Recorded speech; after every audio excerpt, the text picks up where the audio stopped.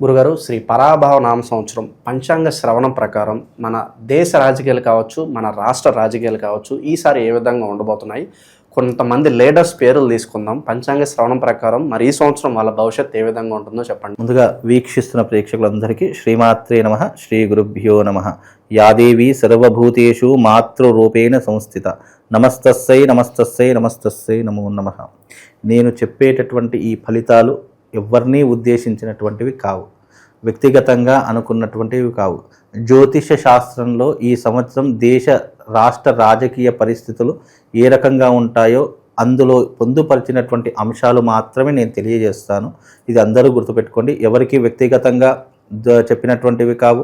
ఇది దేశ రాష్ట్ర రాజకీయ భవిష్యత్తుని జ్యోతిష్యంలో ఈ సంవత్సరం ఎలా ఉండబోతుందో అని మనకు కొన్ని సిద్ధాంతాల రూపకంగా ఇచ్చారు. దాని ప్రకారంగా చెప్తాను. ఎవరు కూడా దీనిని ఉద్దేశపూర్వకంగా తీసుకోకండి. ఒక పార్టీ పరంగా మాత్రం అస్సలు తీసుకోకండి. ఆంధ్ర విషయానికి వస్తే మరి చంద్రబాబు నాయుడు గారు అలాగే పవన్ కళ్యాణ్ గారు వీళ్ళ పరిస్థితి ఎలా ఉండబోతుంది ఈ సంవత్సరం పంచాయతీ? అయితే ఏపీ రాజకీయాల్లో గనక చూసుకున్నట్టయితే కొన్ని చీలకలు ఏర్పడేటటువంటి విధానాలు కనిపిస్తున్నాయి. కొన్ని విమర్శలు వచ్చేటటువంటి అవకాశాలు కూడా కనిపిస్తున్నాయండి.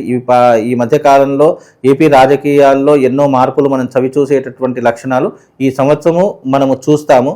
అలాగే పవన్ కళ్యాణ్ గారి యొక్క భవిష్యత్తు కనుక చూసినా కానీ పవన్ కళ్యాణ్ గారికి కూడా మంచి పేరు ప్రఖ్యాతులు వచ్చే అవకాశము, ప్రజల యొక్క మన్ననలు వచ్చే అవకాశము, తదుపరి సీఎం అయ్యేటటువంటి సకల లక్షణాలన్నీ కూడా అవపోసన పట్టేటటువంటి విధంగా ఈ సంవత్సరం అతని యొక్క పరిపాలన ఉంటూ ఉంటుంది. అలాగే విమర్శలు కూడా కొద్దిగా ఎదుర్కొనేటువంటి పరిస్థితులు అయితే పవన్ కళ్యాణ్ గారికి ఎక్కువగా ఉన్నాయి. ఎందుకంటే పవన్ కళ్యాణ్ గారికి ఆగస్టు ఆర్ సెప్టెంబర్ కాస్త గడ్డు కాలము అని చెప్పుకోవచ్చు. కనుక ఆగస్టు ఆర్ సెప్టెంబర్లో పవన్ కళ్యాణ్ గారు కాస్త జాగ్రత్తగా ఉండే ప్రయత్నం చేసుకోవాలి.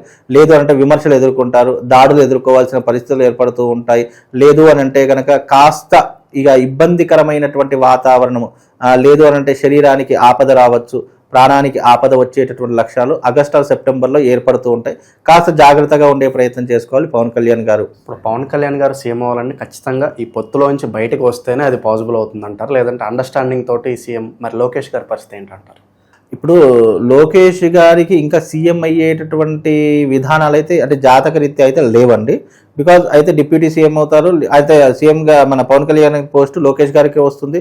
లేదు అని అంటే కనుక ప్రస్తుత కాలంలో తెలుగుదేశం పార్టీలో కనుక చూసుకుంటే, జనసేన పార్టీలో కనుక చూసుకుంటే ఆ కాలం నాటికి అయితే ఎవరి పార్టీ వాళ్ళు ఉద్దేశపూర్వకంగా ఒక అండర్స్టాండ్తో బయటకు వచ్చేసి సీఎం రేంజ్లో ఉండేటటువంటి లక్ష్యం, అంటే అప్పటికి ఎవరి తరహాలో వాళ్ళు చేసుకునేటటువంటి పరిస్థితులు ఏర్పడతాయి. లేదు అని అంటే కనుక ఇదే తరహాలో పొత్తులో కూర్చుండి ఒకవేళ ఇద్దరు కూడా పొత్తులోకి వస్తే పవన్ కళ్యాణ్ గారిని సీఎం చేసేటటువంటి అవకాశాలు ఎక్కువగా కనిపిస్తున్నాయండి. కాబట్టి పవన్ కళ్యాణ్ గారు సీఎం అయ్యేటటువంటి లక్షణాలు ఉన్నాయండి. ఈ చీలికలు ఏ సంవత్సరంలో జరగవచ్చు అంటారు? ఈ సంవత్సరంలో అవుతుందంటారా? లేదండి, ఈ సంవత్సరంలో అయితే ఉండేటటువంటి అవకాశం 2027లో కొంతవరకు విమర్శలు ఎదుర్కొంటారు. అంటే ఇరు పార్టీల మధ్య, అంటే తెలుగుదేశం జనసేన పార్టీల మధ్య అభిప్రాయ భేదాలు రావడము, లేదు ఎవరో చేసినటువంటి కార్యకర్తలు చేసినటువంటి వాటికి వీళ్ళు కాస్త ఇబ్బందులు పడడము ఈ మధ్య కాలంలో జరిగేటటువంటి అవకాశాలు మాత్రం కనిపిస్తాయి. అంటే ఎప్పుడైనా గుర్తుపెట్టుకోండి, రాజు వల్ల తక్కువ తప్పులు జరుగుతాయి, ఎవరైతే ప్రజలు ఉన్నారో వాళ్ళ వల్ల ఎక్కువ తప్పులు జరుగుతాయి. ప్రజలు ఏదైతే తప్పు చేశారో ఆ నీలాప నిందలు, ఆ రకములైనటువంటి వివాదాలు అన్నీ కూడా రాజు మీద పడతాయి.